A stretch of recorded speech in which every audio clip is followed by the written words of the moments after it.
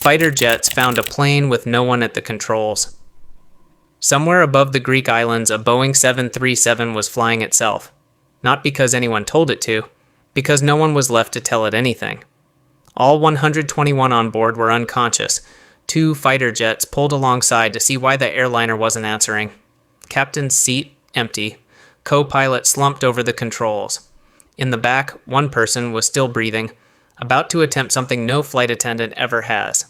The night before, in Larnaca, engineers tested the pressurization system and flipped a switch to manual.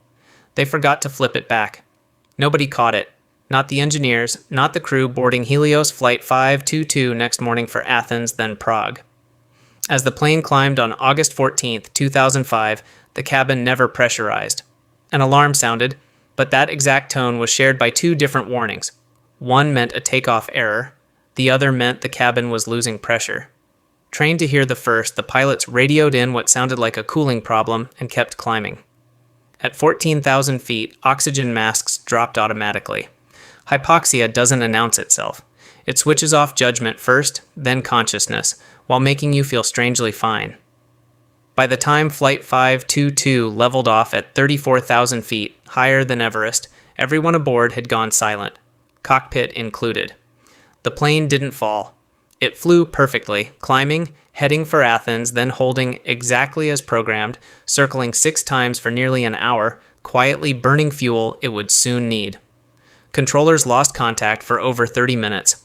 Athens declared it a Renegade aircraft, 1 call from being shot down. 2 F-16s intercepted it instead. Empty seat, slumped co-pilot, masks hanging loose.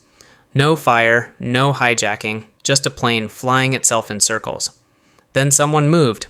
Andreas Prodromou, 25, an off-duty attendant with a pilot's license he'd never used on a jet this size, had survived on a portable oxygen bottle.